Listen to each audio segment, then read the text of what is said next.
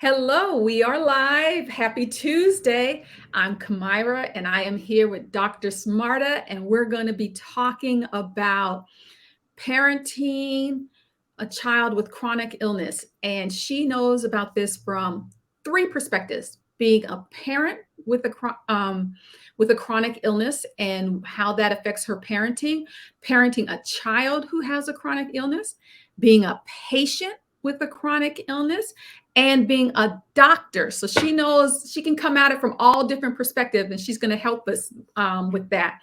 You see that I entitled this "The Parts We Don't Talk About: Caring for a Teen with a Chronic Illness," because there's so much we don't talk about. And if you've ever been a caretaker or a patient, you know there's a lot of stuff that we don't talk about. I have good news. Smarta has generously offered to give two audience members complimentary books because she has a book by that same title, "The Parts We Don't Talk About."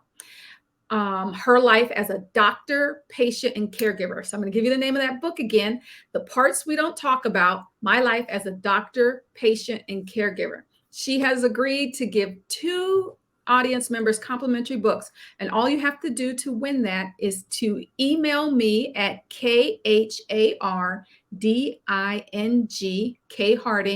at yourteenmag.com. Put in the subject line of the email Dr. Smarter's book, and you see how to spell her name right there, and send me your postal address. And what we're going to do is you have until 5 p.m. on Friday, April 21st to get me that email. After that, I'm going to randomly select two audience members, and Smart is going to send you the book. This means it gives people a chance who are watching us on replay to That's send it true. in. So again, that email address, and it will be popped into the comment section, is kharding at yourteenmag.com. Welcome. Thank you for having me. You're very welcome. I'm so happy that you're here. Some people may know that Dr. Smarter was my very first guest on Tuesdays with Kamyra. This is full circle for us. It is. It is. Absolutely. Growth is essential, right? Yes, yes, yes. And I hope people who've been watching have seen growth in this show. And we have a completely different topic. Then we were talking about family nutrition and teen nutrition. And now we're talking about chronic illness and your experience, your book, and the three perspectives that we just talked about. So why don't we do this up top? Why don't we define chronic illness for everyone?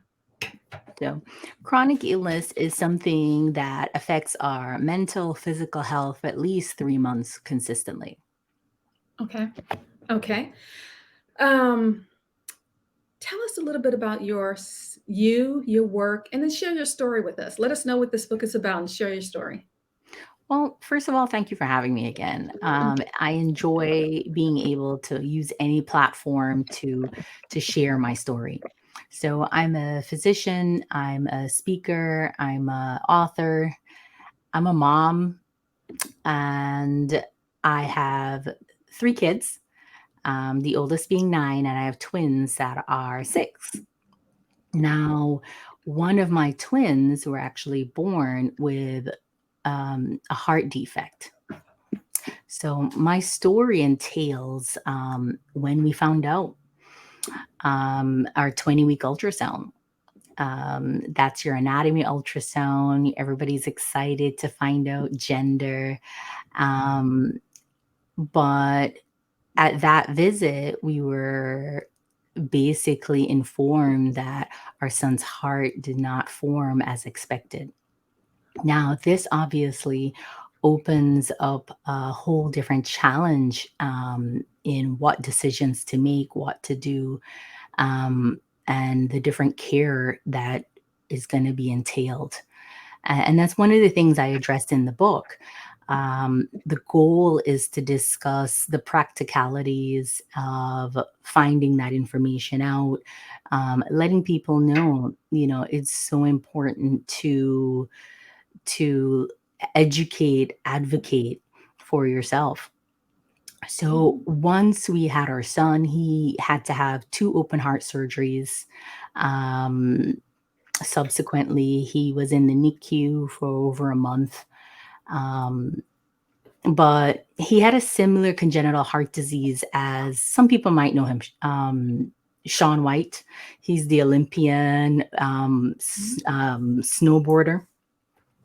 mhm. And it really does help to see visions of people living their full life with these stories.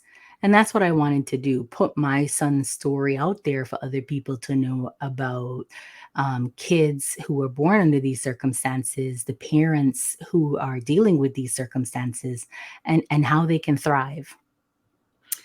Show us a copy of the book.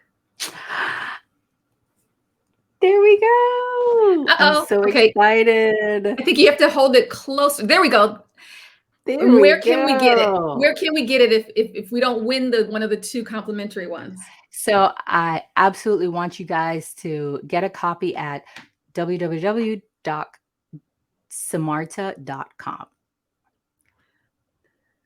Simarta.com. Okay. Or Mhm. is It's Simarta.com or it's doctor? Dr. Mhm. Dr. Simarta.com. Okay. So we want to make sure that we get that in there. Yeah. And we can always put that in the chat. Okay. Yeah. Um, so tell us about these because you have more to your story than just your son and being the parent of a child with chronic illness. You yourself have an illness and Yes. you're a doctor. Can you tell us a little bit more about that? So the other fold of this is I've in 2013 I was diagnosed with multiple sclerosis. That is an autoimmune disease in regards to the nerves and the challenges that face when you are trying to actually family plan, trying to work, just exists, changes with that disease as well. Um, as a physician as well, I see the other side of the table. I always tell people my perspective is one that I understand the mental and physical um, parts of both the journeys of being in healthcare. um, as a physician, the need to provide the appropriate information. I always tell people my superpower is making the complex simple. You know, I always think you should be able to explain it to anyone, Mhm. whatever the demand is. So I think through dealing with my son and dealing with my own medical health, I have learned a lot about the compassion and explaining to patients how they need to advocate for themselves, whether they're dealing with me or dealing with another specialist or another doctor, how essential those things are. I love what you said about your superpowers making the complex simple because I have learned through my life journey that if a physician or financial planner or anybody can't do that, then they aren't for me and to go seek someone who can. Because if somebody Absolutely. is speaking in professional jargon that you aren't meant to understand because you aren't of the profession, That is correct. But I they're not for you. think and I'm a big advocate for that. If you understand what you're doing, you should be able to explain it. I always say, think of me as a 6-year-old. What how Mhm, would you tell me? mhm. Exactly, And exactly. we have to acknowledge that there are different learning styles, different levels of education. Mhm, You have to be able to communicate with patients to be able to hit that myriad of differences. mhm.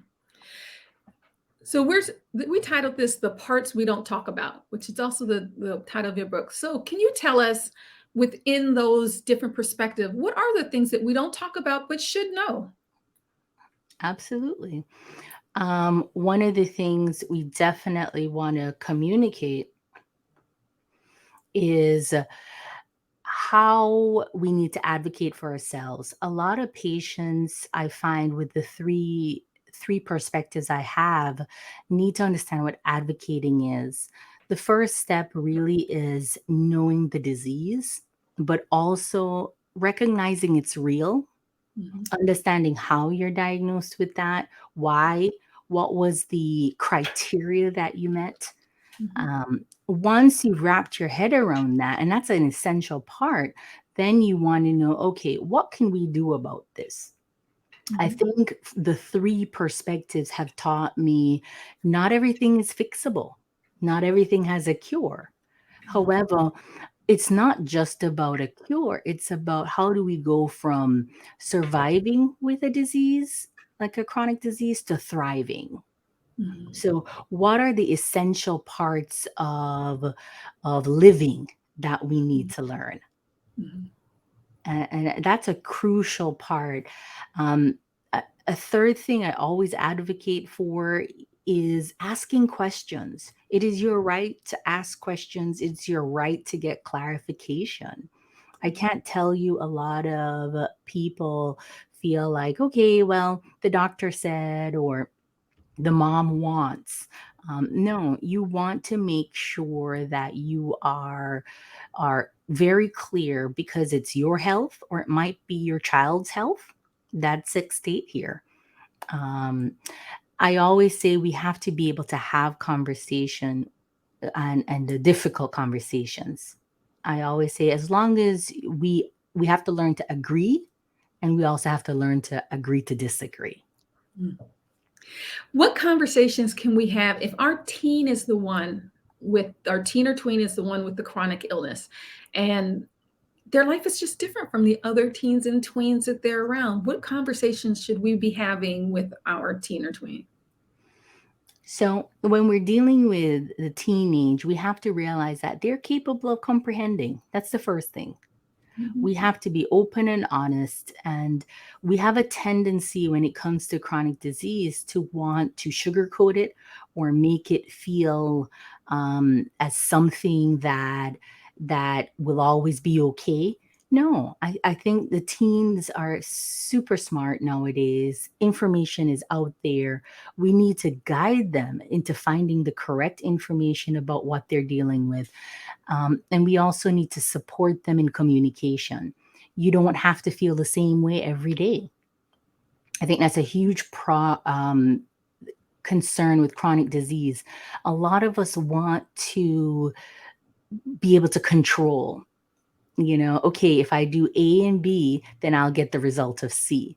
Well, every day is not like that. And learning to encourage them to accept that and own that, and live in their own truth of that, is going to be a huge part of them coping. The second thing is teaching them how to advocate for themselves. Mhm. We spend so much of their younger years advocating for them, and, Mhm. and they're watching, by the way. Your kids are watching. They know what you're doing as parents, but we have to explain to them the importance of it, and what does it lead to. Okay. Yes. This can be overwhelming for families. If you have a child with any kind of chronic illness, whether they're recently diagnosed or you've been dealing with it for years, what can others in their lives, other family members, friends, community members, how can we help? That's a great question. For example, with multiple sclerosis, we have the National Multiple Sclerosis Society, and a Mhm. lot of people support through going for walks, supporting associations, being a part of the bigger picture can always help your family member or your friend. Um, so being a part of the bigger picture, I advocate for a lot. The second thing is, give them grace. If you understand or open up your perspective, what needs do they have that you may be able to fulfill? Recognize that from a standpoint of a teen with chronic disease, they may not understand all the time what their needs are. Yeah. Their needs are changing. But give them the avenue to say, hey, I know that. So you let me know what they are in the moment and if I can help. That is so important because a lot of people feel pressured. Okay, I told you yesterday I didn't have a headache. Better not tell you today I have one. But it's not Uh-huh. really like that, you know? Mhm. Mhm. What surprised you? Because you've been a physician for a minute, you've had your own illness for a little bit, but then you're the parent of a child and you're going through this from a different angle. What surprised you, both positive and negative, about parenting a child or with an illness? So I would say the biggest thing for me was when, as my son is younger, I feel I'm happy he doesn't remember most of it. Um, I think that was the biggest thing for me. I think I walk around with all the memories, and mhm, that's okay as the parent. And I think it surprised me, the determinants, the the resilience. You know, you can't tell my son he can't play soccer. And it tells me to really just um give yourself some grace, mhm, that you may feel this way, but have that conversation with your doctors, have that conversation with your child. They are a powerhouse, what they've been through, um, especially when you're dealing with the teen years. Um, Open communication, you walk around with those scars from those memories, doesn't mean they do. okay. That's a good thing to know. That's true. And that sometimes we may want to wrap them in bubble and they're like, Yes. no, no, no, because we have these memories, right? Yes, and it really is that. I Yeah. remember the first time I saw my son go down a slide. I mean, my heart stopped. But in that moment, I realized he doesn't know, and Yes. that's good. Yes, yes, yes. Yeah. How about his siblings? Do the siblings, are they do they err on your side or on his side? So, what I found, when you're handling siblings, depending on the age, you want to include them in the process. I Mhm, try to make sure everybody knows. I get books on the subject. Specifically, my son has congenital heart disease. We have multiple books about kids. We have multiple books about zipper lines. What does that mean? mhm, I make sure they're aware of his needs and what concerns we all have as a family. mhm, And I think they adapt. They literally, this is the only way they know. It's mhm, kind of like with my kids and my chronic disease. If mommy's having a bad day, um, they adapt. They know how to fit in with all that's going on. That's the only normal they know. okay. What haven't we addressed that you think people should know? I remember, which I've known Simarta for a little bit, and I remember when you told me your family, basically your house was a big bubble, right? Because Yes. it was pre-surgeries, and you had to be careful for infection, and you were homeschooling and still working, and it was a lot. um, and there are people who are watching us right now who are unaware of these things. So, Yes. really what families are going through, how much more you had to do. I know that there were other experiences you had as far as dealing with the medical industrial complex, even though you are a part of it, that you didn't Yeah. realize you would have to do, as far as advocating for your son, as far as preconceived notions when they saw you come in as a black mother as opposed to another mother. What should we know? What I want people to really take away is, giving people grace. If we try to see things just a little bit from a different perspective, we can now open our minds to the idea that somebody else might be going through something a little different. Mhm, um, and maybe we can adjust, or do small things. I can't tell you how many small things I remember through the years that people did for me that made huge waves. Um, so be enhance your humanity.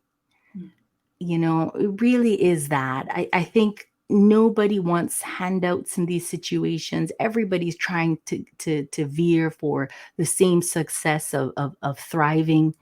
um, we all have different challenges. I can't say I know several people who went through what I went through. I think with the pandemic and just trying to navigate. What we need to do is to be open, honest, and just have the perspective that somebody else might be going through something, and we may need to just ask. Start with the question, how are you? Or as I say to some of my patients, how are you?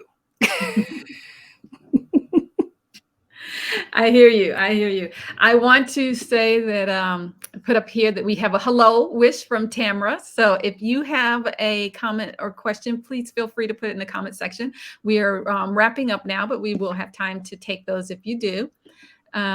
So we want to say hello back. Good morning or good afternoon, depending on where you are. I have two questions I'm thinking of, and if I forget anything, you tell me. One question is, what advice do you have for families who are newly in this situation? You have just found out that your tweener teen has a chronic illness. What advice do you have? So I say I have 6 nuggets. Okay. I want 6 things that I want people to make their lives easier that I wish I knew when I was first going through it. The first thing is advocating. Um, you want to make sure you understand and accept. A lot of times, that's a step that delays a lot of your education. A lot of us go, okay, is it real? Is it not? We want to understand, we want to accept, and therefore we can start the process of educating ourselves about the disease. There is so much knowledge out there now that you can go and read and ask questions. The second thing I want people to do is create a support system, an affirming support system. As moms and dads, as chronic of kids with chronic disease, not everybody is going to be an affirming support, and you are not required to make everyone feel comfortable. I think that's a big thing caregivers need to take away, that you're going to find yourself creating circles, um, and it's okay when somebody fits outside that circle. Realize that you're doing it for your own mental health and your child's mental health. The third thing, ask questions. I can't tell you if you're getting new medication, what is it? What is it for? How much is it? How many times? How long am I going to be on it? Ask a simple question like, what is it? What is it going to do for me? The fourth thing I really want people to walk away is joining support groups. I'm a big advocate for doing support groups, whether that's in person or virtual, especially when it comes to learning about going from surviving to thriving with chronic disease.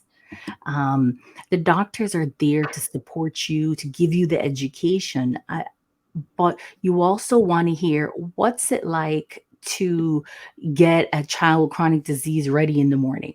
What's it like to deal with, your twins and diet, your teenager and diet when it comes to a chronic disease?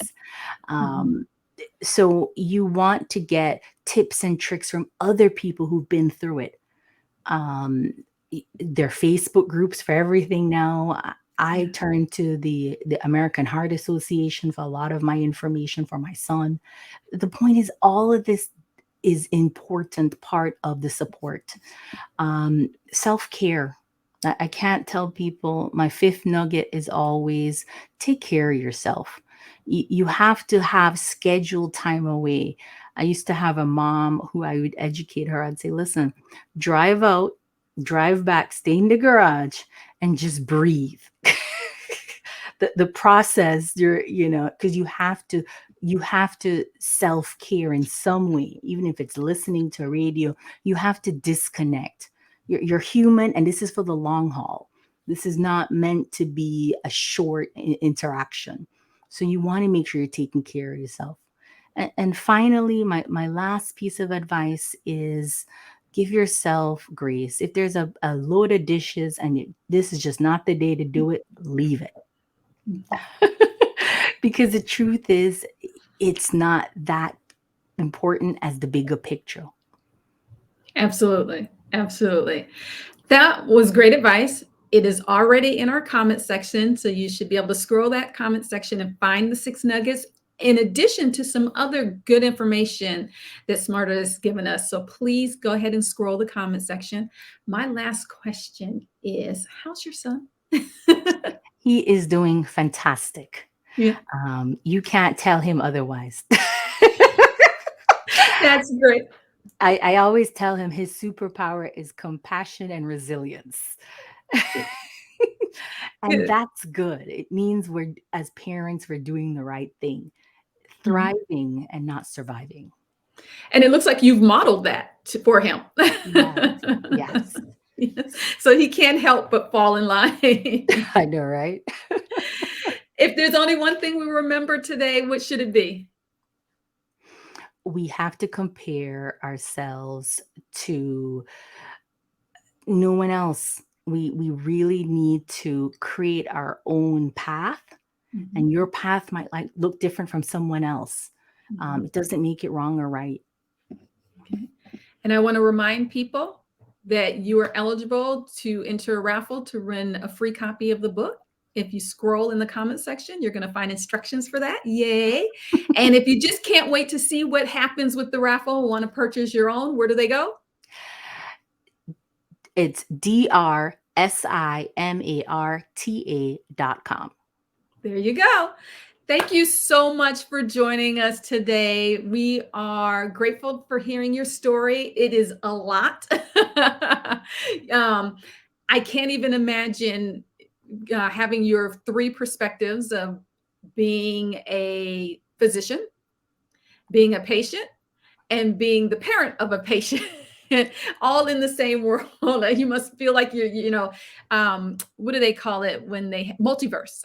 The multiverse, yeah. Yeah, you're in the You know multiverse. what I've learned? It's my normal.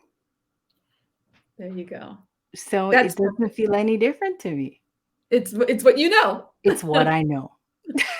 Thank you. Thank you, everybody, for joining us. We look forward to talking to you in the future. If you have not been, you should catch up with us on Wednesday evenings at 8 p.m. Eastern Time. That's when we run our Destination College series. We are at the tail end of that 8-week series. This is week 7, but it's not too late to join. Each week is self-contained, and you will, if you register now, you will receive the recordings from the previous session, so you won't be left out of the past 6 sessions. That again, that's Destination College. It's on Wednesdays, 8 p.m. Eastern Time each week. We have experts talking about a singular aspect of the college admissions process. Thank you for joining us. Bye. Bye.